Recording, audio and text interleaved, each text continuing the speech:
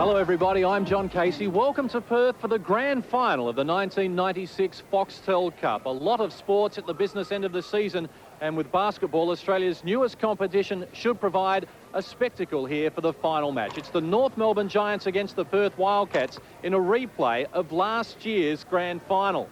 Of course, $40,000 on the line here. North Melbourne knocked over the Magic last week to claim $22,000. Can they add to their coffers? We are about to find out. As usual, joining me in commentary, Steve Carfino.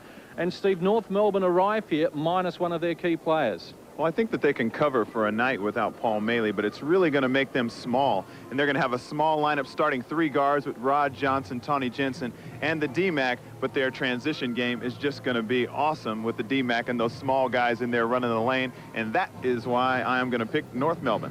Steve Carfino likes North Melbourne. Andre Lafleur, our special guest from the Illawarra Hawks, filling in for Don Lane. Welcome to you. Thank you.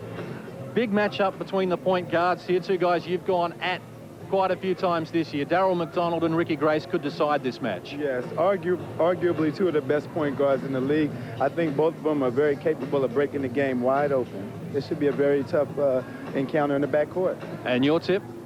If North Melbourne can get the rebounds without Paul Maley, I think that their running game would be a little bit too tough for the Wildcats. Well, I have a couple of North Melbourne Giants supporters opposite sides of me here. It certainly has been a fantastic competition. The grand final should live up to those expectations. But let's relive some of the best moments from the 1996 Foxtel Cup.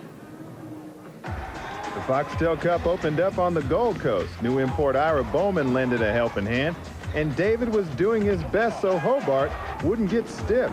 But the Green Machine sent the Devils packing. And look, man, no prize money, no hotel room. This game was won right here. Once Derek Rucker got his eye in, bang, spang.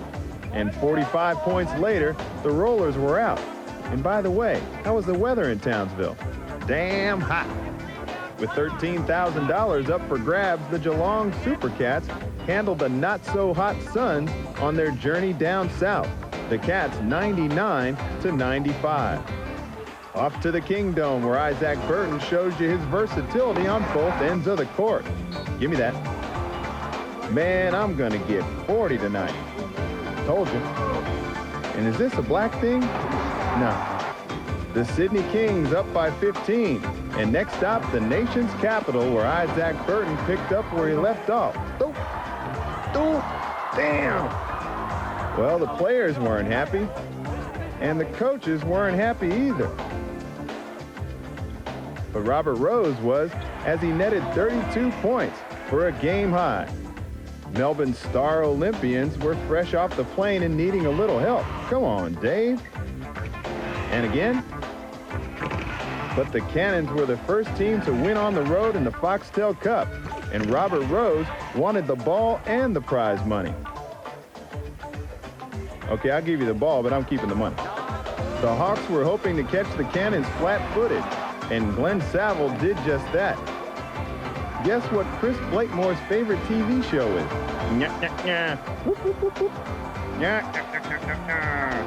Canberra bow out with $31,000. The Bullets versus Hawks looked more like an air raid. First leaping Leroy Loggins, then the Woodman, Steve Woodbury, and Frenchie, Andre Lafleur. With a little fancy footwork, Mike Mitchell had 22 points. The Bullets were happy and won by 19. Until they got to Newcastle, where the Bullets find it tough to win on the road there. It was all Brisbane early until Scott Ninnis took matters into his own hands, scoring a game-high 27 points, leading the Falcons on the break, proving he's a mover and a shaker. The mood was serious at the powerhouse in Adelaide. Looks more like a prize fight. That's a serious musician. And the Falcons were trying to be taken serious. Scott McGregor had 27, and Adelaide were out. The Magic went back to the old school, the old give and go, the old alley-oop, and the old three-pointer.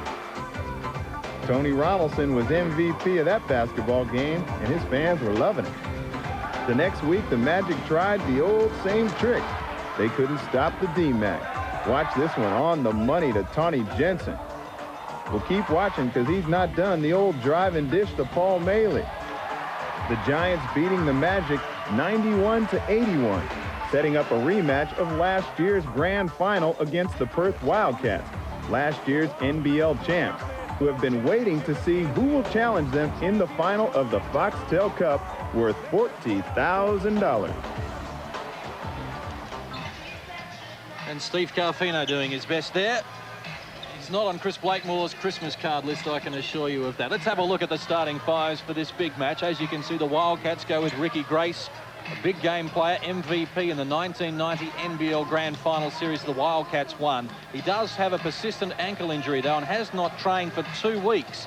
So some doubt over him. Aaron Trahair is just coming back from injury, an ankle problem. He'll start in the backcourt alongside Ricky Grace. And then the two Olympians, Andrew Vlahoff, so important to this team. Scott Fisher, who also went to the Atlanta Games, and James Crawford, who last week crossed over the 10,000-point barrier in the NBL. Only the third player to do so behind Andrew Gaze and Leroy Loggins. And with Paul Maley out, they will start with a 3-guard rotation of the DMAC. Probably the best point guard in the league. Definitely the most exciting to watch. Rod Johnson will line up at the other guard, and he has been very stubborn about giving his playing time away to Tony Jensen. Tony Jensen will be the other third guard, and he'll probably play a small forward and have to pick up some rebounds tonight. Pat Reedy will be busy in the low post as well as the high post. He can do it from either spot, and the man in the middle is the big Paul Reeves. Not pretty, but I'm sure they'll take everything he can give him. And tends to play well against the Perth Wildcats. There you see the benches for both teams. The interesting one from the Wildcats' perspective is Todd Lichty, the NBA prospect, or former NBA prospect, who had a cartilage injury and an operation on his knee 2 weeks ago and wasn't expected to play at all before the playoffs, and here he is. He will play limited minutes. He'll be used sparingly by Adrian Hurley, but his input will be vital. Anthony Stewart. Pete Hansen, who had his best game last week against Illawarra. Gavin Vanderputten in the centre. The Giants, as we mentioned, without Paul Maley, go with 9. Stephen Hall, Larry Senstock, John Stelzer and Matt Shanahan. And as we welcome Andre Lafleur once again, Pete Hansen had his best game against Illawarra last week. How have you seen him fitting back into this team and the overall makeup of the Wildcats? I think he fits in good because he's about the same size as the other 3 guys. He's very much in the mold of Scott Fisher and Andrew Vlahoff. I think he'll fit in very well with the club tonight. Wildcats no strangers to grand finals. They've made the 1990s their own. 3 times they've won the title. 1990, 1991 and 1995 in regular season play. They were runners-up in 1993 to the Melbourne Tigers. That's going to hold them in good stead. With the playoffs of the regular season just around the corner, this is a very significant match, Steve. And a lot to be won or lost apart from the money, in terms of them meeting again. And of course they go head-to-head on Saturday in a match that could decide whether Perth make the top 4 or not. Well, it's all about playing good basketball at this point in the year. You don't want to go out and ever have a bad showing. You don't even want to train poorly at this point in the year. You want to go out there and be positive every time you step out onto the court. So it's very important for these teams to come out as well as and play as well as they possibly can. That was one thing that Adrian Hurley said. We're not here just for a practice match. We're here to win this basketball game. They don't want to get in any bad habits in this late in the season. So far in the Foxtel Cup, only 2 teams have been able to win on the road. And that, of course, were the Canberra Cannons, who defeated Melbourne back in week 6. And then Newcastle, after defeating Brisbane, then travelled to Adelaide and won by 7 points. So North Melbourne attempting to become only the 3rd team to do so, but they have broken records in the past. In fact, last week they became the first team in the history of the Foxtel Cup to be trailing at halftime and actually win the match. So big money on the line here. $40,000 prize pool in Australia's newest and richest basketball competition. Sudden death, it brings us to numbers 1 and 2 from the regular season last year, and Billy Mildenhall, the 8-time referee of the year, gets us underway. And it will be the North Melbourne Giants and their familiar teal to the right of your screen. Here's McDonald hard to the hoop. He came up with the opening points against the Magic last week, trying to pick up where he left off from. 3-0, hold. Andre, I can't even wait this long to ask you what it's like to guard Joe McDonald. It's like a nightmare, especially in the open court. He's so gifted with the ball that he just keeps you on your heels the whole time. We were doing a little bit of rating these players, Case. I was talking to Andre about certain players and what they bring to the basketball game. And in the ball handling skills, Andre gave the DMAC 30 out of 30. Untouched. He has no peers in that area. Not at all. No, he certainly is undoubtedly best point guard in Australia, statistically at least. I'm sure other clubs may argue for their players, but statistically at least he has no peer. Here's Vlahoff going to the glass, comes up with two, a patented move. Pickings for JC. Well, Roger Drew a foul. It'll be on Pat Reedy. Well, that just tells it all right there. James Crawford well into his 30s and still can really get up quickly. 36.5 years of age. First slam, but the second one is pretty enjoyable for James Crawford and the Perth crowd. Man, oh man, by looking at this lineup and how it's been matched up, Perth look huge. Well, obviously, Brett Brown was aware of that, the coach of the Giants. Decided to go with a smaller lineup. Obviously, he needs to play the game at his tempo and try and dictate proceedings here. Here's Grace, goes coast to coast off the glass, comes up with two. Well, that's not a very good combination for the North Melbourne Giants. They've got a small lineup, and then their guard. Ricky is so dangerous in the open court. If he gets into the middle, he'll create havoc. Unbelievable start here from the Perth Wildcats. Trying to pinch this one. They have an early break by 9, 17-8. We played 4.5 minutes here, opening quarter action. And getting back to those playoffs last year, North Melbourne won the opening game in Perth by 7. Slammer puts one away. The 2 points are good. The foul will go against North Melbourne. Number 9, Tony Jensen. Nice dish from Andrew Vlahoff. And we've said before that James Crawford gets up high, but he gets up high in a hurry. You may think that that's not humanly possible to jump any faster than anyone else, but I really don't believe he has to bend his knees much to explode up like he gets on that great elevation. Well, that's his first miss from the stripe. Lichty's come up with another steal. A jam on the end of this, perhaps? No. Chance at a three-point play. Lichty clutching his ankle. After tangling with Tony Jensen, he's up and moving freely. That will ease the concern on Adrian Hurley's face. Oh, he just got it hooked up with Tony Jensen. And that is an old veterans play. He just suckered Tony Jensen into fouling him. He didn't really have him in a position where he was going to bother his shot much. He just took the contact, got the foul called, and Scott Fisher making a beeline for the ball. Unconcerned about rattling through the North Melbourne bench. yeah, he didn't really worry about stopping, did he? Plenty to play for here. Fisher getting plenty of treatment now, as well as Sandstock and Rees went after him. He draws a foul. Alabama, James Crawford has 16 along with Andrew Vlahoff. Scott Fisher, who has been solid, has 11 with Ricky Grace. And Todd Lichty's come off the bench for 6 for the Giants. Patrick Reedy was hot early, had 14. The DMAC and Paul Rees have 10. Rod Johnson with 9, and Larry Singstock, who is suffering from a fallen arch in his foot and in a lot of pain, has 7. Well, Andre, what chance do you give the North Melbourne Giants? They were down by 8 at quarter time, now 15 at the half. Well, they're going to need some scorers out there. Tony Jensen's really going to have to start finding his range. With Paul Maley being out, he's going to be counting on a lot for some scoring, and he's thrown up some pretty big third quarters this year. He's had 20 plus in a few games in the third quarter, so I'll be looking for him to find his mark this quarter right here.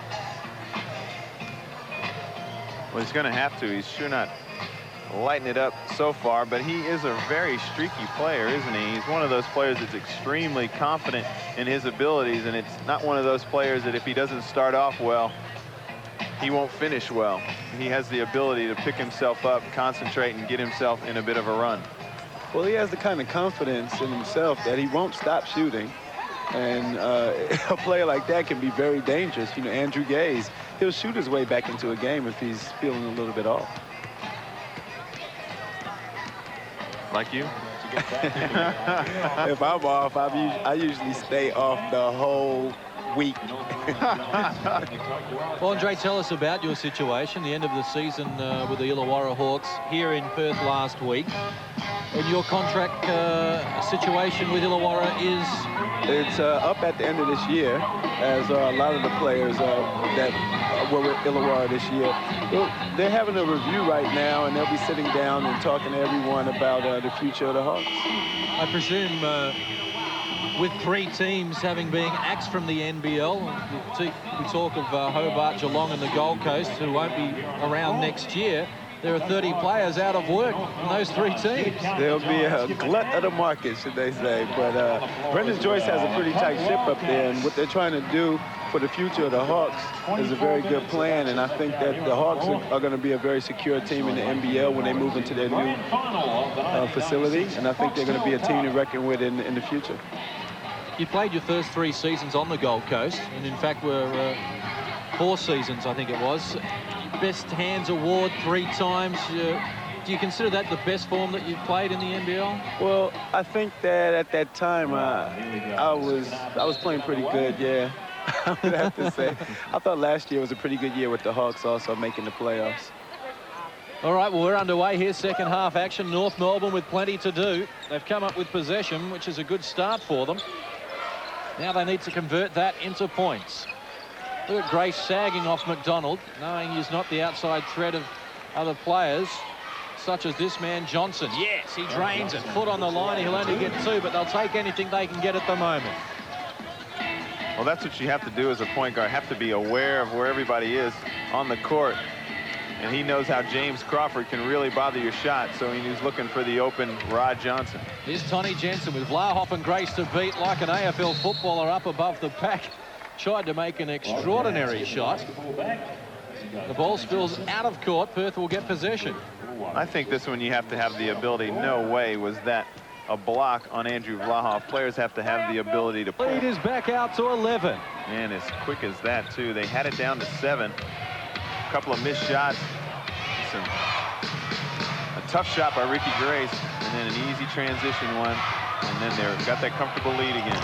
McDonald for 3. It tumbles around and drops through the cylinder on the 3/4 time buzzer. 2-point shot from Darryl McDonald brings the North Melbourne Giants back to within 9. So they have won term number 3 and have set up an exciting final quarter. It's 94-85 here in the Foxtel Cup Grand Final. What a match. And Andre Lafleur is with a special guest. We're here with Cal Bruton, founder of NBL almost. The man is definitely with Perth Wildcats in the greatest team in the league right now. And what are you doing with yourself lately? I'm coaching the local league, the Skywest State Basketball League here with a team, the Jim Rock City Wolves. And we're currently sitting 7th place with only 1 import, which a league that has 2. And we got a group of young boys that are doing quite well. So I'm enjoying that. And as everyone knows, you have family ties with the Wildcats. You have a son, C.J. Bruton, who was a star guard with the Wildcats last year. Now he's in America. Why don't you tell us what he's doing? Well, he's at Indian Hills Community College in Iowa, Ottumwa, Iowa. And they were ranked number 1 in the country this year. He's also ranked the number 1 guard in the country. And he signed and committed to Iowa State for the upcoming season under Coach Tim Floyd. They recognize as one of the top 20 teams in the country. So CJ is he's enjoying it. He's spent the summer out there going to summer school and playing in the summer leagues. And now he's starting to look forward to the big prize. Will he be getting any Division I offers? Well, he received sort of 16 out of top 20 schools offers. So he's definitely got his name out there now. And it's just a matter of him completing this year's study and making sure he's good, solid, fundamentally, and I think he'll have a good college career at Iowa State. A chance with the NBA at all, or is he back here with the Wildcats when he's finished? Well, he's obviously looking at the NBA now, but I think the first step is to finish school. That's what he went over there for. Also to obviously play against the best college talent. And now he's starting to feel comfortable with his game, and I believe the NBA could be a prize if everything falls just right. You know how that is. That's great, Cal. It's good talking to Cal Bruton. Back to you guys. Yeah, well, Andre Lafleur there was one of the NBL greats, Cal Bruton, and good pedigree, too. C.J. Bruton. Of course, Cal Bruton Jr. is one hell of a player. He can really go. He'll be one of the bright college players of the future. After 3 quarters of play, and Patrick Reedy with the same. Late for North Melbourne. They'll take the final shot on the buzzer. It's a high-quality affair, but the Perth Wildcats are the Foxtel Cup champions for 1996. They have withstood a memorable comeback from North Melbourne and have won it by just 2 points. 119-117 in a great climax to a fantastic year in the Foxtel Cup.